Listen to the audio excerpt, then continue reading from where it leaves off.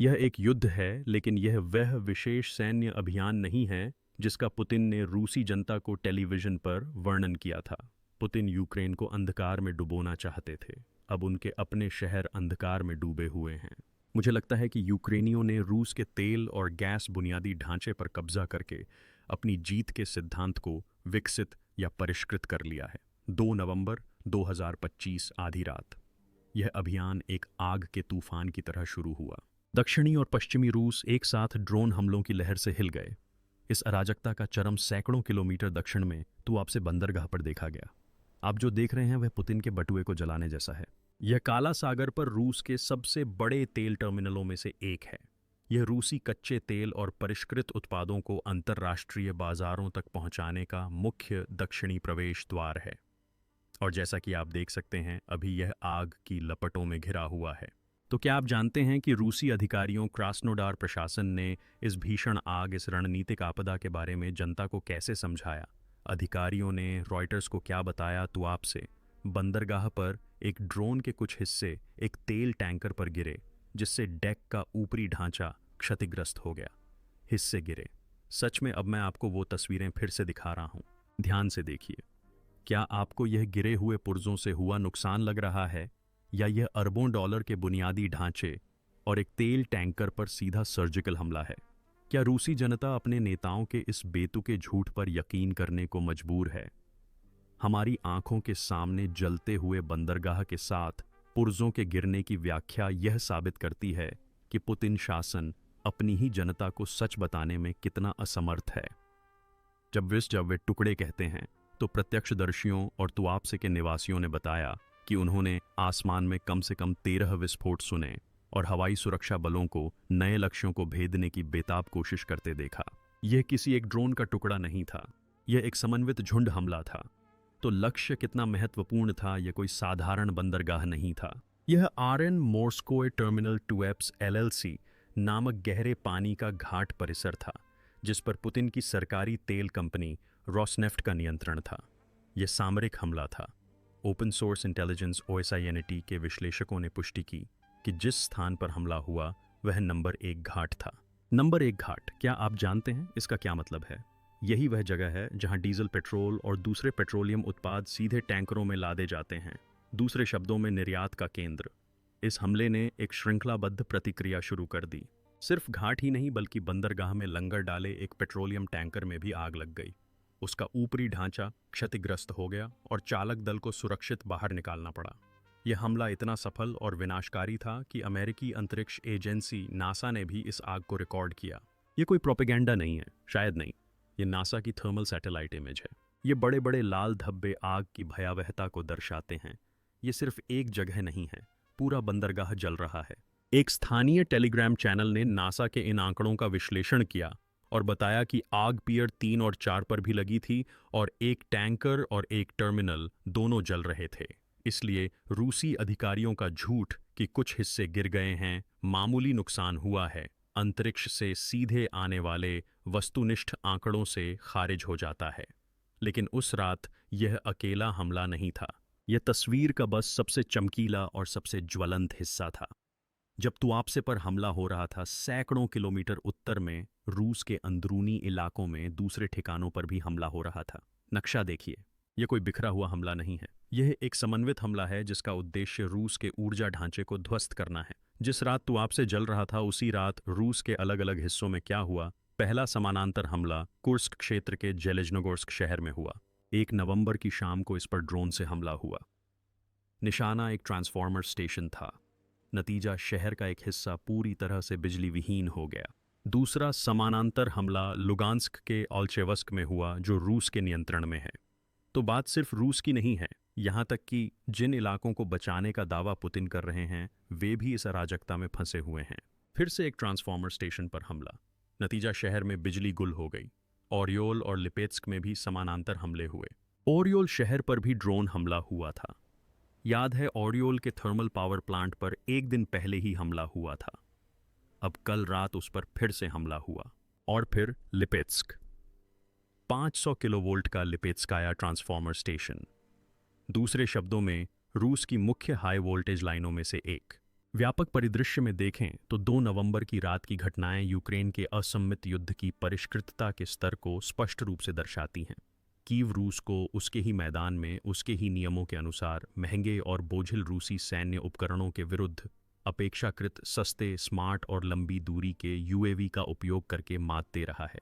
यह रणनीति अब एक द्विआयामी और पूरी तरह से पूरक असममित गला घोंटने की रणनीति में विकसित हो गई है। तुआप से जेलेज्नोगोर्स्क, ऑल्चेवस्क, ओरियोल, लिपित्स्क, 5 अलग अलग इलाके, एक रात, एक रणनीति, रसद का गला घोंटना और घरेलू मोर्चे का ढहना। महत्वपूर्ण निर्यात टर्मिनलों, तेल रिफाइनरियों और तुआप से जैसे टैंकरों पर हमला करके वह रूस की विदेशी मुद्रा आय, जो उसकी आर्थिक जीवन रेखा है, को काट रहा है।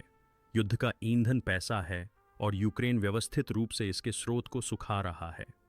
जेलेज्नोगोर्स्क, ओरियोल और लिपेत्स्क जैसे अंतर्देशीय क्षेत्रों में ट्रांसफार्मर स्टेशनों पर हमला करके वह नागरिक आबादी का मनोबल गिरा रहा है, दहशत फैला रहा है और शासन में विश्वास को कमजोर कर रहा है। यह संदेश दे रहा है कि युद्ध आपके दरवाजे पर है, रूस के सबसे सुरक्षित शहरों के रहने के कमरों तक। ये समझने के लिए कि ये हमला इतना महत्वपूर्ण क्यों है, हमें ये समझना होगा कि ये कोई आतंकवादी हमला नहीं बल्कि एक सैन्य आर्थिक हत्या है। पियर नंबर 8 पासरी पर हमला।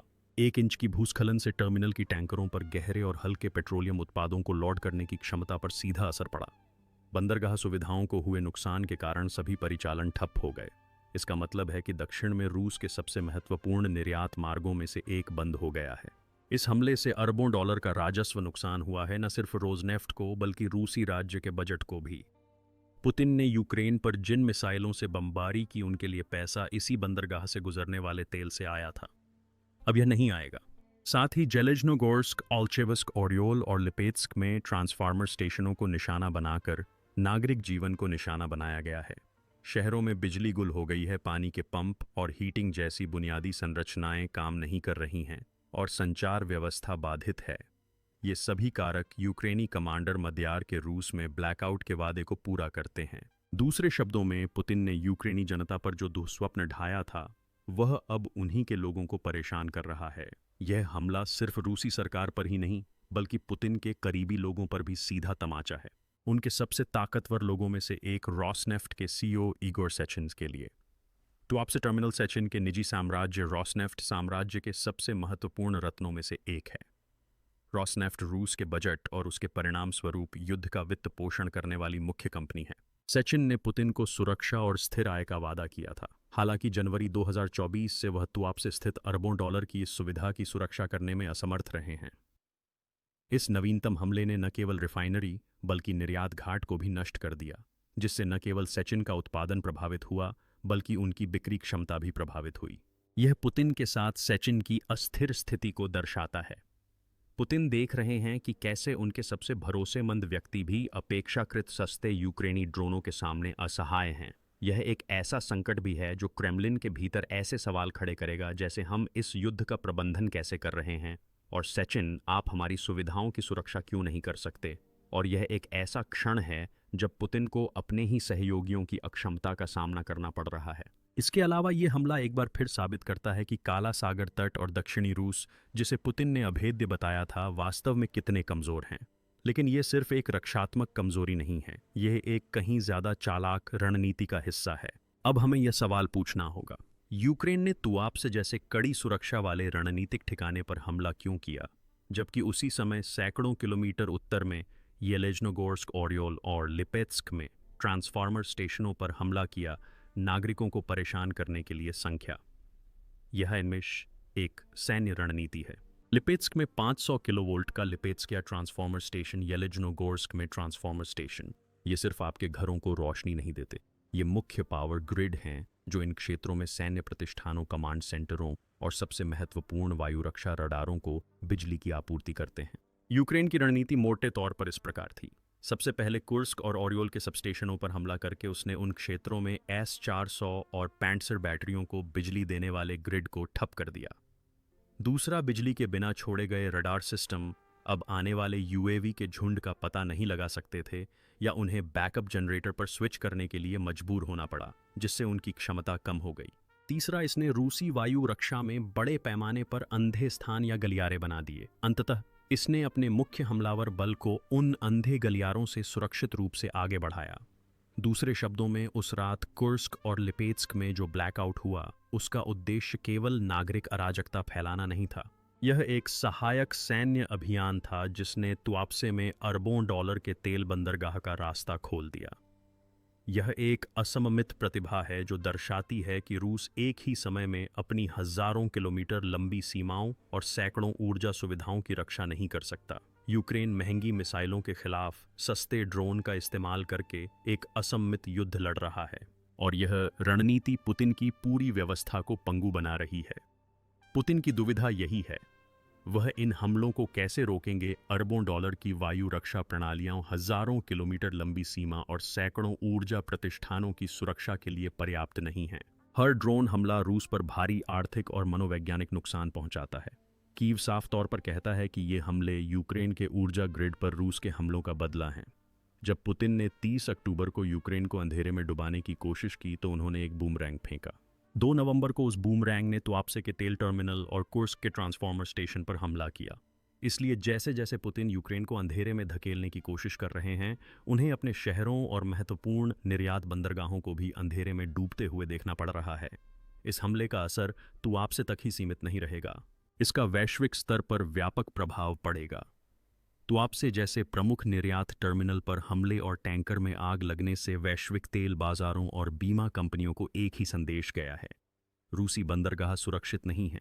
रूसी काला सागर बेड़े, जिसे युद्ध की शुरुआत में काला सागर का निर्विवाद शासक और क्रीमिया में पुतिन की शक्ति का प्रतीक माना जाता था, को एक ऐसे देश द्वारा व्यवस्थित रूप से निशाना बनाया गया और एक भीषण युद्ध में घसीटा गया जिसके पास लगभग कोई नौसेना नहीं है।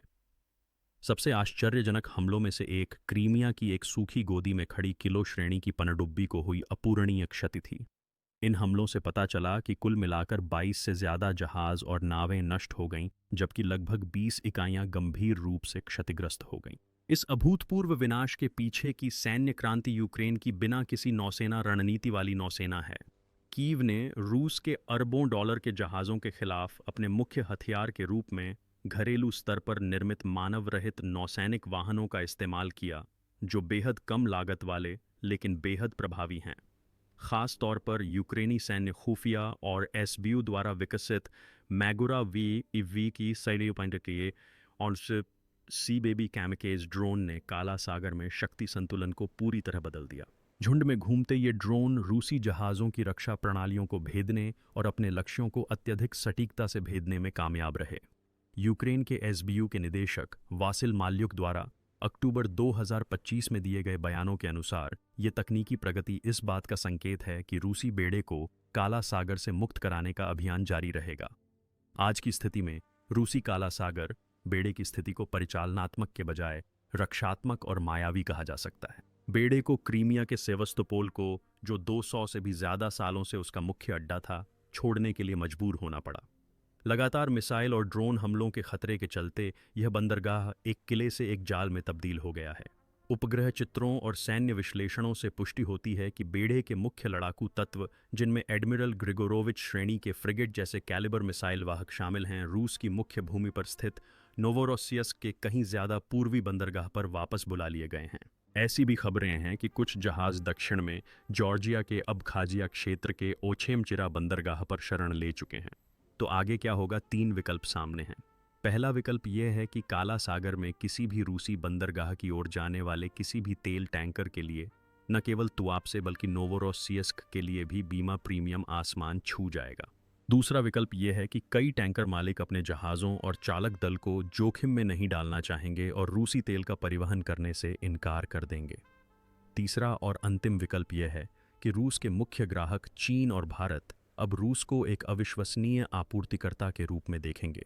आखिर कौन ऐसे तेल पर निर्भर रहना चाहेगा जो लगातार बाधित हो और जिसकी आपूर्ति की कोई गारंटी न हो? तो इस हमले ने सिर्फ तुआप्से में तेल को ही नहीं जला दिया, इसने पुतिन के भावी तेल अनुबंधों और वैश्विक बाजार में उनकी विश्वसनीयता को भी धूमिल कर दिया। यह हमला यूक्रेन की रसद संबंधी जकड़न और आर्थिक जालसाजी की रणनीति का भी नतीजा निकला। नतीजतन 2 नवंबर की रात तुआप्से में जो जला वह सिर्फ एक तेल टैंकर और एक घाट नहीं था, यह रूस का ऊर्जा महाशक्ति और उसकी आर्थिक जीवन रेखा होने का मिथक था। यूक्रेन ने युद्ध को रूस के सबसे कमजोर बिंदु, उसकी अर्थव्यवस्था के केंद्र तक पहुंचाया। तुआप्से की लपटों ने रोसनेफ्ट और इगोर सेचिन के अरबों डॉलर के निर्यात अनुबंधों को राख में बदल दिया, जबकि कुर्स्क और ओरियोल का अंधकार रूसी जनता को युद्ध की सीधी कीमत चुकाने पर मजबूर कर रहा है। पुतिन का यह झूठ कि टुकड़े टुकड़े हो गए उनके अपने नागरिकों द्वारा झेली गई आग और अंधकार की इन तस्वीरों के सामने पिघल रहा है। पुतिन का दक्षिणी गढ़ ढह गया है, निर्यात का रास्ता ठप्प हो गया है और रूस अब अपने ही बंदरगाहों में उस युद्ध की आग में जल रहा है जिसे उसने शुरू किया था। तो आप इस बारे में क्या सोचते हैं? कृपया अपने विचार कमेंट में ज़रूर बताएं। नए वीडियो की जानकारी पाने के लिए हमारे चैनल को सब्सक्राइब करें और नोटिफिकेशन चालू करना न भूलें। हमें चुनने के लिए धन्यवाद।